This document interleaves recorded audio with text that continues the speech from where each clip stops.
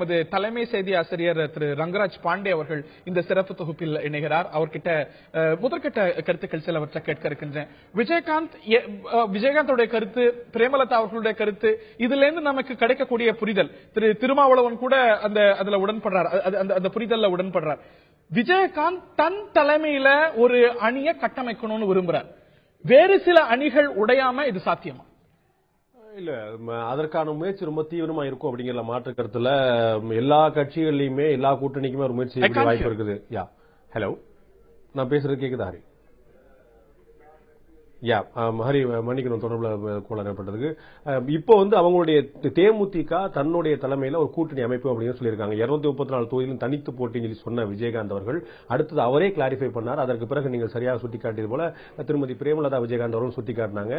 திரு விஜயகாந்த் அவர்கள் தன்னுடைய தலைமையை, தேமுதிகவுடைய தலைமையை ஏற்கக்கூடியவர்கள் தன்னோடு கூட்டணியான பேச்சுவார்த்தை நடத்துவதற்கு வரலாம் என்று சொல்லியிருக்கிறார்கள். ஏற்கனவே மக்கள் நல கூட்டியக்கும் தேசிய ஜனநாயக கூட்டணியும், பாஜக தலைமையில் இருக்கக்கூடிய தேசிய ஜனநாயக கூட்டணியும் அவர்கள் மக்கள் விஜயகாந்தோட கூட்டணி நடத்துவதற்கு இவர்கள் தான் சென்று பேச்சுவார்த்தை நடத்தினார்கள். சோ ஏற்கனவே இருந்த நிலைமை இப்போது மாறலாம். 2 வாய்ப்புகள் இருக்குன்னு நம்ம பார்க்கலாம். விஜயகாந்த் மக்கள் நல கூட்டு இயக்கத்துக்கு நற்சான்றிதழ் கொடுத்தவர். அவர் மக்கள் நல கூட்டு இயக்கம் கூடாது என்றோ சரியான கூட்டணி இல்லை என்றோ சொல்லவில்லை. எனவே மக்கள் நல கூட்டு இயக்கம் என்ற பெயரை மட்டும் மாற்றினாலே கூட ஒரு சின்ன ஒரு சமாளிபிகேஷன் செய்து தேமுதிக தலைமையில் அப்படியே ஒரு கூட்டணி அமைவதற்கான வாய்ப்புகள் இருக்கிறது. அல்லது பாஜக மத்தியில் ஆளக்கூடிய ஒரு கட்சியா இருக்கக்கூடிய பாஜகவுடைய செல்வாக்கும் சொல்வாக்கும் மோடி போன்றவர்களுடைய செயல்பாடும் அதெல்லாம் தேவை என்று நினைத்தால் பாஜக தன்னுடைய கூட்டணியில் உறுதியாக இருக்க வேண்டும் என்று விஜயகாந்த் நினைக்கிறாரா என்பதுதான் பிரதானமான கேள்வியாக இருக்கிறது. மக்கள் நல உங்களுக்கு நினைவில் இருக்கும், இதற்கு முன்னாடி திமுக பாஜக கூட்டணி அமைத்த போது தமிழ்நாட்டில் தேசிய முற்போக்கு கூட்டணி என்று பெயர் வைத்திருந்தார்கள். அகில இந்திய தேசிய ஜனநாயக கூட்டணி என்று வைத்திருந்தார்கள். திமுக தலைவர் எப்போதெல்லாம் சொன்னார் அப்பெல்லாம் தேசிய முற்போக்கு கூட்டணி தான் சொல்லிக் கொண்டிருந்தார். ஆனால் அகில இந்திய தேசிய ஜனநாயக கூட்டணி என்று பெயர் வைத்துக் கொண்டிருந்தார்கள். அதுபோல மக்கள் நல கூட்டு இயக்கம் அதிமுகவுடைய ஒருங்கிணைப்பில் இவங்க 4 பேருமே இருக்கிறாங்க சொல்லி ஒரு அமைப்புகள் செயல்படலாம்.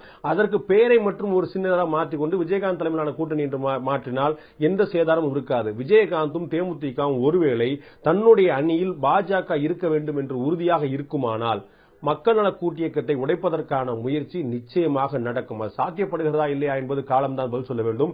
எந்த கூட்டணியும் உடையாமல் வாய்ப்பில்லை. அதிமுகவை பொறுத்தளவு எந்த கூட்டணியும் இல்லை.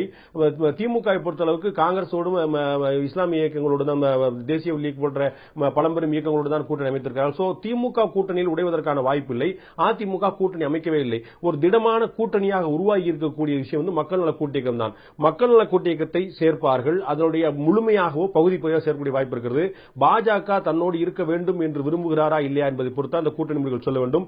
பாமக மீதும் விமர்சனம் வைத்திருப்பதனால் பழைய தேசிய ஜனநாயக கூட்டணி நம்ம எல்லாரும் நினைவிருக்கும். மதிமுக, பாமக, பாஜக, தேசிய முற்போக்கு திராவிடம் 4 இணைந்துதான் 2014 பாராளுமன்ற தேர்தலில் தேசிய ஜனநாயக கூட்டணி இருந்தது.